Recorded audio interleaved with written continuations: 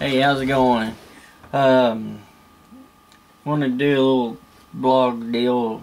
Want to do a few of them. This one's going to be about the economy. We're going to do one about the way people raise their kids. We're going to do one about um, morals and common courtesy. We're going to do one on just jobs. We got it's basically in driving. Yes, thank you. Basically, just a bunch of stuff that is very serious and needs to be addressed in this country. But this one right here, the economy, the first one I'm doing, it's aggravating to hear a lot of people talk about the economy, because it's usually the guys that the economy ain't really that bad for them. You know, because you hear about the people that no, don't get me wrong. I mean, there's things are bad in certain areas, but the ones that don't even need to talk about having it rough is the ones make it that I can't afford my $1,900 or more house payment. You don't need a $1,900 a month house payment to begin with. So I mean, it's kind of goofy, you know. And then they've got a $50,000 car that that they don't need. Well, I mean, that's a normal car, but if it don't make any sense to buy a house that costs $1 million. And they said, well, it's an investment. No, it's not. It's not an investment. You just want to be able to get it to brag about it. I mean, you don't need, that ain't no investment. I mean, because if you buy it and plan on living in it, you're probably going to live in it till the day you die. So what are you going to give it to your kids? Your kids ain't going to want to live in that house. They're going to get their own house. You know, well, I'm going to leave it to my grandkids. No, you ain't either. You know, and there's new Taco Bells, there's new Western Sizzlers, there's new shopping malls, like the Turtle Creek Mall was just built. Didn't think there was nothing wrong with Indian Mall. But they built a new Turtle Creek. You know, there's new Walmarts, and everybody knows Walmart's booming. Because why? There's people there all the time. But the economy's so bad. Well, yeah, for maybe some of us. But apparently not for everybody in Walmart. And you hear people say, well, I just don't have as much money to spend anymore. Well, okay, maybe you need to change your lifestyle.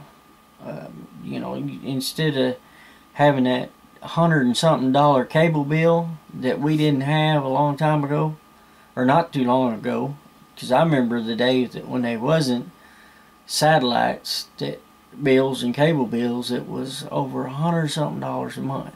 You gotta be kidding me. I don't have TV in my house. We don't have an antenna.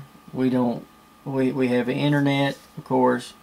We watch through Hulu, I guess you call it, and stuff like that. You know, it's free stuff.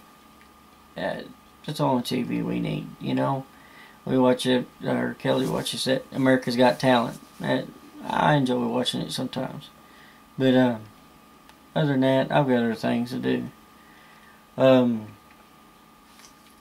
think it's crazy to buy a bunch of stuff that you don't need. And people talk about this as the next depression. Oh, no, no, no, no. These people don't know what depression is. I mean, you know, if you got to go without food for days, and you got to share this and share that, and I mean, kids are piled up in bedrooms, and I mean, they don't know what depression is. You know, if it's bad. You know, I know there's some people that's lost their jobs, but you know, there's unemployment, which, you know, I know that runs out, of course. Now, it's common sense. But, you know, back in the day, they didn't have unemployment. You went with that. If you didn't have a job, you didn't have no money. You didn't have the old government to help you out. And a lot of people think, well, I've got one coworker that his truck messed up, and as soon as it messed up, I can just draw unemployment. There's a simple solution for him. Well, you shouldn't fall back on that so easily. You should, you know, try to hang on to what you got. And instead of trying to find something else he could do, he's going to draw unemployment. Well, one of these days it might not be there to fall back on, and then you're going to go hungry. The Sunday or Monday, we went to the store, Dollar General. We shopped there. You know, we buy a lot of our stuff there. It's local, a lot closer, because we're about 20 miles from a big town, or town of any size. And there's a girl there. She had probably 3 or 4 kids, and they was all running around crazy. She was just letting them buy just whatever, and that's another story. But anyway, she used the EBD card. It was hers. It was definitely hers. And we had to wait on her to go out, and we walked out. She was driving a brand spanking new Toyota Sequoia. Brand spanking new. I think it was swept. Yes, she's got a food stamp. But yes, she's got a food stamp card, and that's another problem. I mean, you know, it's just stuff is being spent where it don't need to be spent. You know, and if we're paying taxes for her to provide for her kids, but yet she's got a Sequoia, you know, I know she needs a vehicle, but she don't need no Sequoia, because EBT ain't gonna pay for that. If it does, that's really messed up. Something else paying for it that she ain't writing down, or she wouldn't be able to get EBT. Because if she can afford a Sequoia, she don't need no EBT. And a lot of people are, you know, instead of, well, little Johnny needs a room over to himself, little Billy needs a room to himself, and well, we need another room here, and we need this big screen TV, and we need this and that, you know. No, you don't. You're just spoiled. That's what's wrong with this country, is it's getting really spoiled. It ain't getting, it is. Everybody wants stuff right now, and they think, well, I've got to save a little bit to get it. Then the economy is bad. Well, no, you just a spoiled brat. You need to start calming down and realizing you don't need it. And that the economy, if you've got a job and can buy food and provide shelter for your family, then the economy is great for you. I mean, you don't have to have $1 million to be rich. They did a study one time. They asked somebody that made $25,000 what it'd take to be rich. He said, he sat there and thought, and this is like they asked several people, well, I'd have to make about $100,000 to be rich. All right. Well, they went up. That was an average. They went up to $100,000 person, and they said, do you consider yourself rich? No, no, no, no.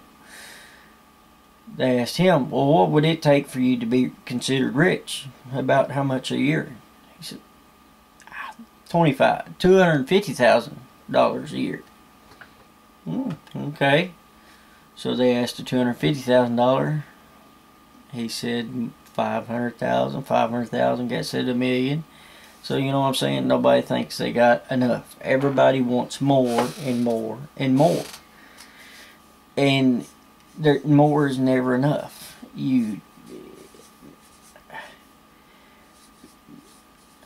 It's just, she's writing something down for me to say, and I'm just waiting for it to kind of stall it to see what she's writing down. But anyway, this economy thing is aggravating because it is booming. And the more money you've got, the more money debt you will have. That's what she was saying. I'm just going to act like I didn't read it. But you know, like, all right, well, I'll go from say making $500 a week to $1,000 a week instead of staying in the same house. Staying in, you know, there, I'm gonna get me a bigger house, and then well, I'll get me a nicer car, and just keep getting bigger and bigger and bigger. And it's like, okay, well, then all of a sudden I lose that $1,000 a week job or $2,000 a week job, and I have to go back down to my 500.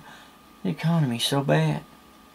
Well, why did you get all that other stuff? Well, I was making more money. Well, that don't make no sense. You're not preparing for something that could happen.